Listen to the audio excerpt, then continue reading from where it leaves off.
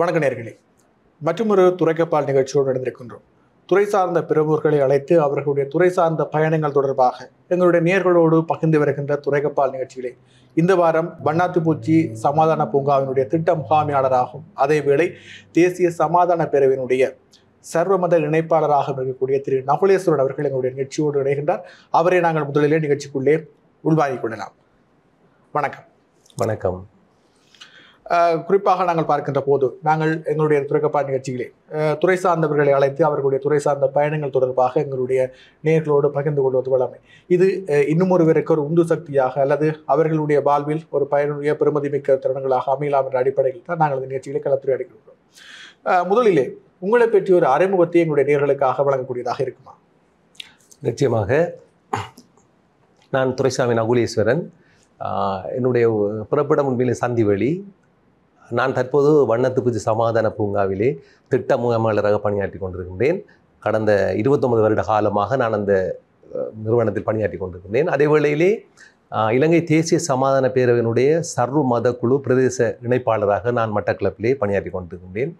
அது மாத்திரமல்லாமல் எங்களுடைய மண்முனை வடக்கு பிரதேச செயலகத்தின் கலாச்சார அதிகார சபையிலே ஒரு உறுப்பினராக இருக்கின்றேன்.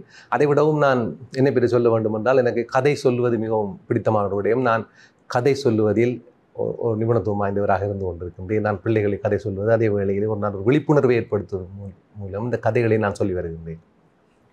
இது உங்கள் சார்ந்த ஒரு நிகழ்ச்சியினுடைய அறிமுகமாக இருக்கின்றது. நாங்கள் தற்போது உங்களுடைய வாழ்க்கையினுடைய ஆரம்ப காலகட்டங்கள் நோக்கி பயணிக்கலாம். உங்களுடைய ஆரம்ப கல்வி எந்த பாடசாலையில் உங்களுடைய ஆரம்ப கல்வி, அவை தொடர்பாக எங்களுக்கு சற்று பகிர்ந்து கொள்ளக்கூடியதாக இருக்குமா?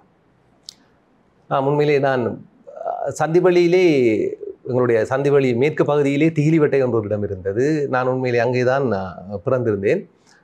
அது ஒரு ஒரு பின்தள்ளப்பட்ட ஒரு பிரதேசம். அந்த திகிலிவட்டையிலே என்னுடைய ஆரம்ப பாடசாலை இருந்தது. நான் அதாவது நர்சரி பாடசாலையை நான் அங்கே கற்றுக்கொண்டிருந்தேன். அதன் பின்பு நான் சந்திவெளி கிராமத்திலே என்னுடைய கல்வியை தொடர்ந்து, அதன் பிற்பாடு வந்தார்முலை மத்திய வித்தியாலயத்தில் நானுடைய கல்வி போதராதர சாதாரண தரம் வரை அங்கே கல்வி கற்றுவிட்டு, பின்பு நான் மட்டக்களப்பிலே இந்து கல்லூரியில் என்னுடைய உயர்தர கல்வியினை நான் மேற்கொண்டேன். நீங்கள் திகிலிவட்டையிலே ஆரம்ப கல்வியை கற்கின்ற போது உங்களுக்கு அந்த பாடசாலை பருவத்திலே உங்களோட இருந்த நண்பர்கள் தற்போது உங்களோட தொடர்பில் இருக்கின்றார்களா? அந்த உங்களுடைய சொந்த கிராமத்தினுடைய தொடர்புகள் இப்போது எவ்வாறு இருக்கிறது? நகரம் நோக்கி நகர்ந்த பின்னரும் உங்களுடைய சொந்த கிராமத்தில் இருக்கக்கூடிய தொடர்புகள் எல்லாம் எவ்வாறு இருக்கின்றது? நல்ல உறவு இருக்கின்றது.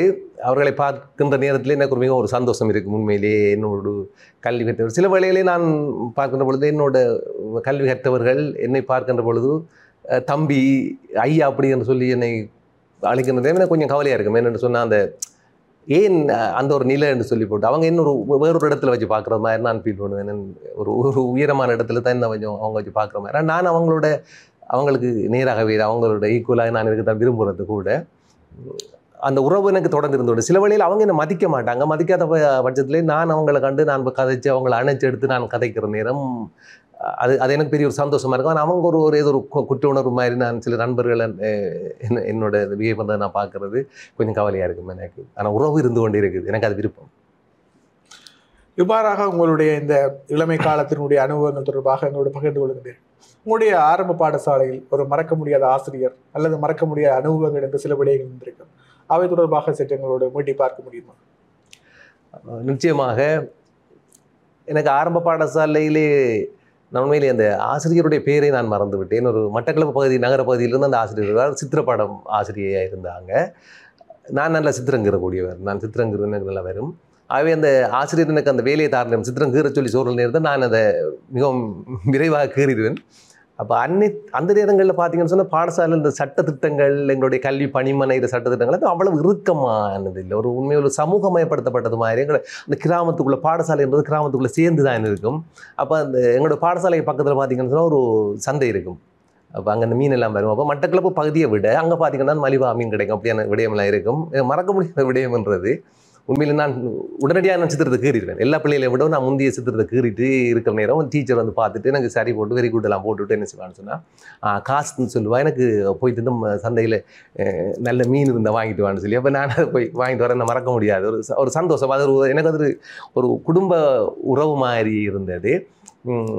அதே வேளையில் இன்னொரு சம்பவம், அதே ஆசிரியர் தான் உங்களுக்கு பிடித்தமான பானம் என்று சொல்லி பிளாக் போர்டில் எழுதி கொண்டிருந்தா, தேநீர் அப்படின்னு சொல்லி ஒவ்வொரு விடயங்கள். உண்மையிலேயே இந்த தேநீர்ன்றது அப்போ நான் எனக்கு மறக்க முடியாமல் இருக்கிறேன்னு சொன்னால், பிளேன் டீ என்ற விஷயம் எனக்கு பிடிக்காது. சின்ன இல்லை, நான் சில பிளேன் டீ குடிச்சேன்னா சக்தி வர பார்க்குவேன், எனக்கு ஆகவே எனக்கு விருப்பம் இல்லை அது. அப்போ தேநீர்ன்றது பிளேன் டீக்கு தான் சொல்கிறேன்னு எனக்கு தெரியாது. உண்மையில் அப்போ தேநீர் நான் அதுக்கு தான் நான் சரி விட, எனக்கு இது மிகவும் பிடித்தது. அப்போ நான் நினைச்சேன் தேநீர்ன்றா தேன்னு சொல்லி நான் நினைச்சிட்டேன். அப்போ அதுக்கு வந்துட்டு ஆசிரியர் சம்மந்தப்பட்ட விடயத்தில் மறக்க முடியாத விடயமாக இருக்குது எனக்கு. இவ்வாறாக உங்களுடைய இந்த இளமைக்கால அனுபவங்கள் ஒரு படிமுறையாக மீட்டி பார்க்கக்கூடியதாக இருக்கிறது. சந்துவெளி கிராமத்திலிருந்து மட்டக்களப்பு இந்து கல்லூரிக்கு நோக்கி நகர்கின்றீர்கள். அதன் போது உங்களுடைய அனுபவங்கள் எவ்வாறாக இருந்தது? ஒரு நகர பாடசாலைக்கு வருகின்ற போது உங்களுடைய அந்த உணர்வு எவ்வாறாக இருந்தது? மிகவும் கஷ்டமாக இருந்தது. நான் எனக்கு ஏற்றுக்கொள்ள முடியாமல் இருந்தது என்னுடைய அந்த பயணத்தை. என்னென்னு சொன்னால் அவங்களுக்கு தெரியும், நான் 1998ஆம் ஆண்டு காலப்பகுதியில் கல்வி பொதுத்துறை உயர்தரம் நான் எடுத்த காலம் மிகவும் யுத்த காலம், படு மோசமான நிலை. அப்போ எங்களுடைய அப்பா பார்த்தீங்கன்னு சொன்னால் கூட எங்களை விட மாட்டார். ஒரு கோழி தன்னுடைய குஞ்சுகளை வச்சு கொள்கிற மாதிரி தான் எங்களை பார்த்தது. அப்பா எங்களோட அக்கா அண்ணா எல்லாரையும் வெளியில் போக விட மாட்டார். அப்போ அவர் மிகவும் கஷ்டப்பட்டதை நான் உணரக்கூடிய மாதிரி இருந்தது. மட்டக்களப்பை நோக்கி எங்களை அனுப்புகிற நேரம் படிக்கிறதுக்கு அப்பா கஷ்டப்பட்டவர், பயந்தவர் சரியா. அப்போ அது எங்களுக்கு எப்போதும் உறுத்தி கொண்டே இருந்துச்சு. அப்போ நான் மட்டக்களப்பு கொஞ்சம் வந்த நேரமும் எனக்கு புது நண்பர்கள் எல்லாரும் எல்லாம் வித்தியாசம். மற்றது பயங்கரமான சூழ்நிலையாக இருந்தது. இந்த சூழல் மிகவும் மோசமாக இருந்தது. யுத்த காலம், ஒரு பயந்து தான் அந்த காலத்தை நான் ஓட்டிக்கொள்ளக்கூடிய மாதிரி இருந்துச்சு. எனக்கு சரியாக மிகவும் ஒரு வித்தியாசம், மறக்க முடியாத அனுபவமாக இருக்காது எனக்கு. இவ்வாறாக உங்களுடைய அனுபவம் தொடர்பாக பல விடயங்களை நீங்கள் தொட்டு செல்கின்றீர்கள். குறிப்பாக சந்திவெளி கிராமத்தில் இருந்து நீங்கள் மட்டக்களப்பு நகரம் நோக்கி நகர்கின்ற போது உங்களுடைய உயர்தர கல்வி என்ற அடிப்படையில் நீங்கள் வருகின்ற போது அங்கே பல்வேறுபட்ட அனுபவங்கள் நீங்கள் பெற்று சென்றிருப்பீர்கள். குறிப்பாக மட்டக்களப்பு இந்து கல்லூரியை பொறுத்தவரையில் இன்று மட்டக்களப்பு வலயத்தில் இருக்கக்கூடிய மிக பேர் சொல்லி குறிப்பிடக்கூடிய பாடசாலைகளிலே மிக முக்கியமான ஒரு பாடசாலையாக இருக்கின்றது. இன்னும் இவ்வாறு உங்களுடைய வாழ்க்கையினுடைய அனுபவங்கள் சார்ந்த விடயங்களையும் உங்களுடைய துறை பயணத்தினுடைய அனுபவங்கள் சார்ந்த விடயங்களையும் நாங்கள் கேட்டிருந்து கொள்வதற்காக இருக்கிறோம். வண்ணாத்து பூச்சி சமாதான பூங்காவினுடைய திட்ட முகாமில் இருக்கக்கூடிய திரு நகுலேஸ்வரன் அவர்களுடைய துறை பயணம், அவருடைய வாழ்க்கையினுடைய ஆரம்பகட்ட பயணங்கள் என்று பல்வேறுபட்ட விடயங்களை நாங்கள் இறைமீட்டிக் கொண்டிருக்கின்றோம் என்றுதான் அதை நாங்கள் கூறக்கூடியதாக இருக்கும் நினைக்கின்றேன். இவ்வாறாக இருக்கின்ற போது மட்டக்களப்பு இந்து கல்லூரியில் உங்களுடைய கல்வி செயற்பாடுகள் எவ்வாறு அமைந்தன? அவை தொடர்பாக உங்களோட பகிர்ந்து கொள்ளக்கூடியதாக இருக்குமா? நிச்சயமாக. நான் உண்மையிலேயே எனக்கு நான் சொன்னது சித்திரம் எனக்கு நல்லா வரக்கூடிய ஒரு விடயம். எனக்கு 1984ஆம் ஆண்டு காலப்பகுதியில் எனக்கு அகில உலக மட்டத்தில் எனக்கு சித்திர போட்டியில் நான், அதாவது இலங்கைக்கு தான் 2வது இடம் கிடைச்சது, அது எனக்கு தான் கிடைச்சது. எனக்கு அதில் சில்வர் மெடல் கிடைச்சிச்சு. அப்போ அது எனக்கு வாழ்க்கையில் மறக்க முடியாத ஒரு அனுபவமாக இருந்தது. எனக்கு அந்த சித்திரத்தின் மூலமாக எனக்கு நிறைய நண்பர்கள் எனக்கு அந்த பாடசாலையில் கிடைச்சாங்க. அது மறக்க முடியாத ஒரு விடயமாக இருந்தது. அதே வேளையில் எனக்கு இன்னொரு பெரியோர் நான் சந்தோஷமாக கருதின ஒரு விடயம் என்னென்னு சொன்னால், நான் கல்வி பொறுத்தர சாதாரண தரம் படித்த நேரத்தில் எனக்கு இந்த அகில உலக சித்திர போட்டியில் எனக்கு அந்த ப்ரைஸ் கிடைச்சது. அங்கே எனக்கு சித்திரத்துக்கு இருந்த ஆசிரியர் அதே இந்து கல்லூரிக்கு அவர் இங்கே இருந்திருந்தார். அப்போ அவரை பார்த்து எனக்கு திரும்பவும் நான் என்னுடைய வீட்டுக்கு வந்தது போல ஒரு உணர்வு. அப்போ நான் உண்மையில் இந்த இடம் மாதிரி நாங்கள் மட்டக்களப்பு நகரத்துக்கு வர நேரத்தில் பார்த்தீங்கன்னு சொன்னால் ஒரு பயம் இருந்தது, ஒரு அச்ச உணர்வு. ஆனால் எங்களுடைய சேரை நாங்கள் பார்த்த பிறகு எனக்கு ஒரு திரும்பவும் நான் என்னுடைய வீட்டுக்கு தான் வந்தது போல். அதுபோல் எங்களோட நண்பர்கள் எல்லாம் என்னோட நல்லா பழகினாங்க. அவை கல்வி செயற்பாடுங்களுக்கு திறமையாக இருந்தது. நான் உண்மையிலே நான் உயிரியல் விஞ்ஞானம் தான் நான் கற்றுக்கொண்டு வந்தேன் அந்த பாடசாலையில். மிகவும் நான் சொன்னது போல் மிகவும் ஒரு கஷ்டமான காலம். கிட்டத்தட்ட எங்களோட உயிர் கிட்டத்தட்ட எங்களை விட்டு போய் வந்த மாதிரி அந்த ஒரு சிரமத்துக்குள்ளே நாங்கள் உண்மையாக அந்த கல்வி கட்டளை மேற்கொள்ளக்கூடிய மாதிரி தான். இல்லை ஆசிரியர்கள் எங்களுக்கு இருந்தாங்க. உண்மையில் அடையாளப்படுத்தப்பட்டோம் நாங்கள் அந்த பாடசாலைக்கு நிறைய விடயங்களை நாங்கள் செய்தோம். ஒரு தடம் பதிச்சதுன்னு சொல்லலாம். நாங்கள் உண்மையாக அந்த பாடத்தில் ஒவ்வொரு விடயங்களையும் நாங்கள் தடம் பதிச்சு தான் எங்களுடைய நண்பர்களோட சேர்ந்து அந்த கல்வி பயணத்தை நான் தொடர்ந்தேன். குறிப்பாக நீங்கள் உங்களுடைய பாடசாலை காலத்திலே அந்த காலகட்டம் என்பது உண்மையிலேயே கிழக்கு மாகாணத்தை பொறுத்தவரையில் போர் மிக தீவிரமாக இருந்த ஒரு கால பகுதியாக இருக்கிறது. இந்த போர் நிலவிய அந்த சூழலிலே எவ்வாறு உங்களுடைய கல்வி நடவடிக்கைகளை நீங்கள் சமாந்தரமாக சமப்படுத்தி உங்களால் கொண்டு செல்ல முடிந்தது? அந்த அனுபவங்கள் தொடர்பாக சற்று எங்களோட பகிர்ந்து கொள்ளக்கூடியதாக இருக்கும். நிச்சயமாக. போர் நடந்து கொண்டிருந்தாலும் எங்களுடைய வாழ்க்கை ஒன்று, எங்களுக்கு இலக்கு ஒன்று இருக்குது. உண்மையிலே இந்த கனவுகள் இருக்கும் எப்போதும். நான் எப்படி எனக்கு வந்ததுன்னு சொல்ல முடியாது. எங்களுடைய அப்பா ஒரு நல்ல ஒரு வழி நடத்தல் எங்களுக்கு. அவர் சமூகத்துக்குள்ளே கூட பார்த்தீங்கன்னா அவர் சமூகத்துக்குள்ளே சேவைகள் செய்கிறது, மற்றவங்களுக்கு உதவி செய்கிறது, தனக்கு இல்லாட்டி மற்றவங்களுக்கு கொடுக்குறன்ற விஷயத்தில் எங்களோட அப்பா ஒரு எங்களுக்கு நல்ல முன்மாதிரி. அது மாதிரி எங்களோட அம்மாவும் பார்த்தீங்கன்னா அவங்க 2 பேரும் நல்ல வடிவங்களை வளர்த்தவங்க. உண்மையில் நல்ல ஒரு அது எங்களுக்கு ஒரு கிடைச்ச ஒரு கிஃப்ட் அவங்க 2 பேரும். ஸோ அந்த இதில் தான் பார்த்தீங்கன்னு சொன்னால் எங்களுடைய வாழ்க்கையில் என்னதான் பிரச்சனைகளை சூழ்ந்தாலும் இதை தாண்டி நாங்கள் எங்களோட இலக்கு அடைய வேணும்னு சொல்லி போட்டு நாம் நல்ல நிலையில் இருக்க வேணும். என்ற ஒரு உணர்வு இருந்துச்சு. இப்போ நான் நினைக்கிறேன் என்னை பொறுத்தவரையில் இப்போ உங்களுக்கு தெரியும் நான் அந்த தீலிவட்ட கிராமத்தில் விட இங்கேருந்து 24 கிலோமீட்டர் அது மட்டக்களப்பில் இருந்து அது சந்தி வழி ஆற்ற கடந்து தான் அந்த பகுதிக்கு போக வேணும். உண்மையிலேயே அது காடு சார்ந்த ஒரு அங்கால ஒரு பகுதி அது உண்மையிலேயே.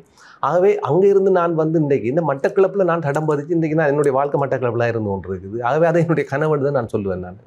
ஆகவே நிறைய அச்சுறுத்தல்கள் இருந்தது எங்களுக்கு படிக்கிற நேரத்தில். ஒரு நிம்மதியாக படிக்க முடியாது அந்த நிலை இருந்தது.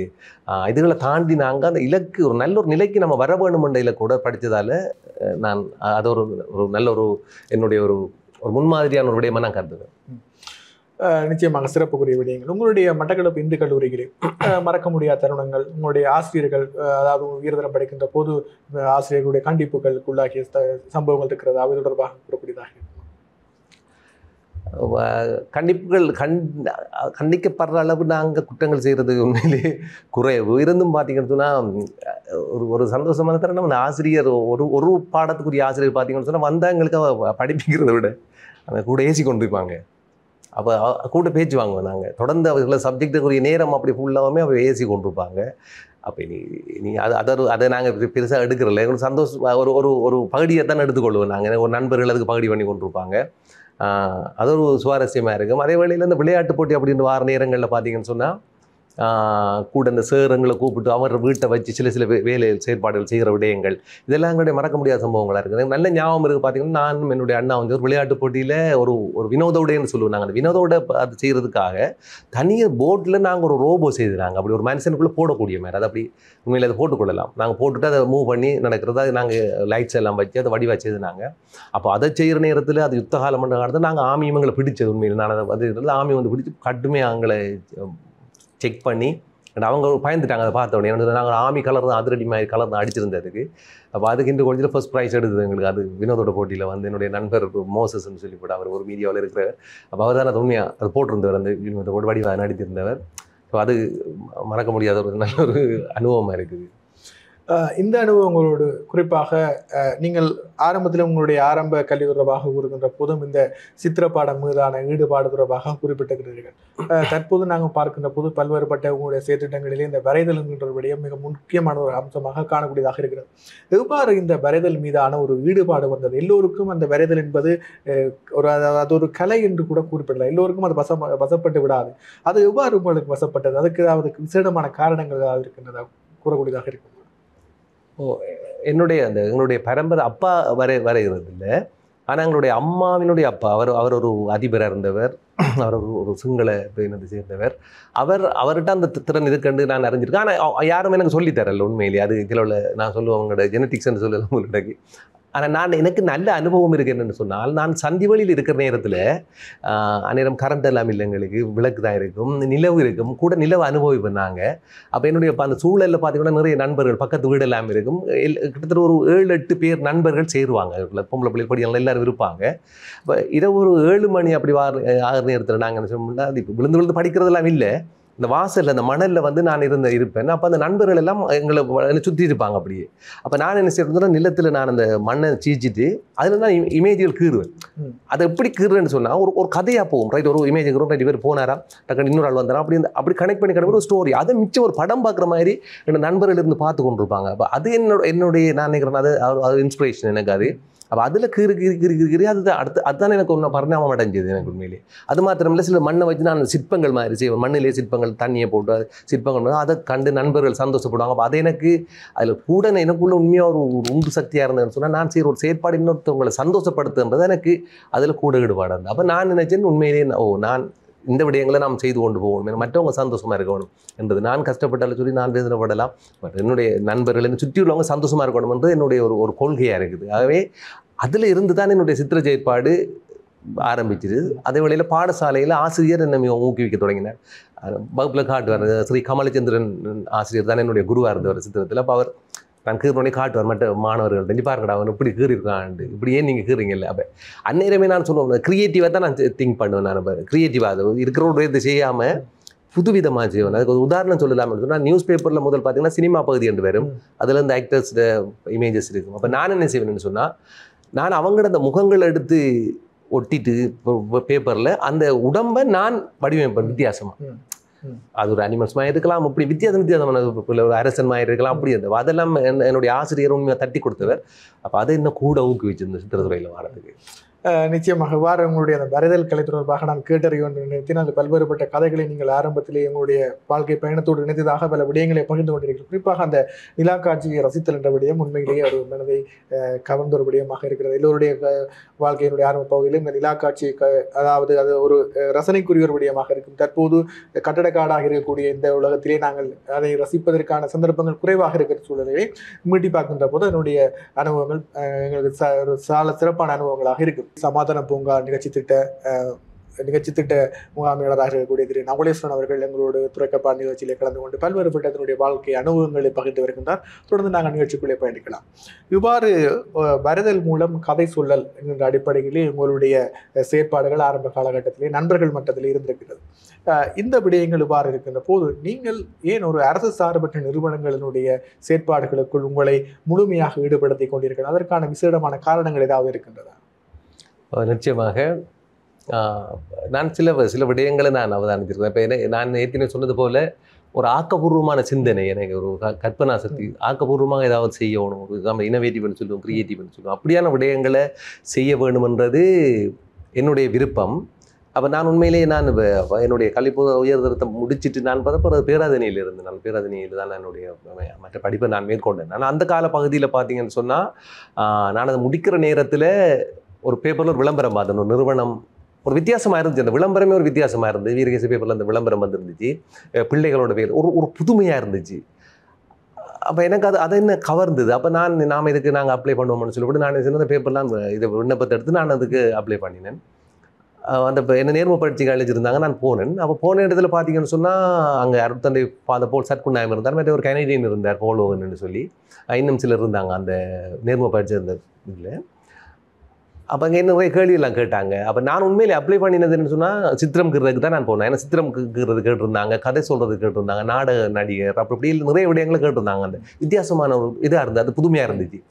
அப்போ நான் சித்திரத்துக்கு தான் போயிருந்தேன். அப்போ அங்கே எல்லாம் இன்டர்வியூலாம் பண்ணி போட்டுன்னு சொன்னாங்க, சித்திரத்துக்கு இடமில்லை, ஆல்ரெடி நாங்கள் ஒரு ஆள் எடுத்துட்டோம், நாங்கள் அதுக்கு அவங்களுக்கு இந்த சந்தர்ப்பம் கிடைக்காது, நீங்கள் கதை சொல்லுவீங்களான்னு சொல்லி கேட்டாங்க. அப்போ எனக்கு உண்மையிலேயே அநேரம் கதை சொல்கிறது தெரியாது, எனக்கு கதை சொல்ல மாட்டேன் நான், இது இல்லை.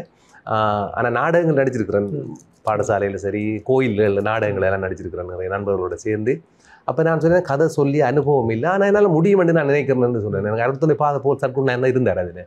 அப்போ அவர் ஒரு உருவத்தை காட்டி, ஒரு இமேஜ் ஒன்று இருந்துச்சு அந்த சுவரில். அப்போ அதை காட்டி சொன்னேன், இதை பற்றி ஒரு கதை ஒன்று சொல்றியா நீன்னு சொல்லி. அப்போ நான் அந்த அதை பற்றி எனக்கு தெரிஞ்ச அளவு ஒரு கதை ஒன்று சொன்னேன். அப்போ சொன்னார், ரைட், நாங்கள் ஒன்று இந்த கதை சொல்கிறதுக்கு அநேகமாக உங்களை நாங்கள் செலக்ட் பண்ணுறோம் நாங்கன்னு சொல்லி. ஆனால் பார்த்தீங்கன்னு சொன்னால் அந்த அப்படி செலக்ட் பண்ணணும்னு சொல்லி கொஞ்ச காலத்தில் நான் என்ன பிறகு பார்த்தா நான் என்ன செலக்ட் பண்ணலை அவங்கன்னு சொல்லி போட்டு. அப்போ எனக்கு சிட்டியான ஒரு கவலை, என்ன கூட எனக்கு இதில் ஈடுபாடு, நான் இப்படியான விடயத்துக்குள்ள வரணும். ஏன்னு சொன்னால் அங்கே கொடுக்கப்பட்ட இந்த தொனிப்பொருள்னு சொன்ன விளம்பரத்தில் பிள்ளைகளோட உள ஆற்றுப்படுத்தல், அதாவது மனவடுக்களுக்குள்ள யுத்தத்தால் பாதிக்கப்பட்டு போன பிள்ளைகளுக்குள்ள ஒரு நல்ல உறவு ஏற்படும், அந்த பிள்ளைகளை மீளம் கட்டி எழுப்புறேன்னு சொல்லி ஒரு வார்த்தை இருந்துச்சு. அப்போ அது எனக்கு சரியாக பிடிச்சிருந்துச்சு.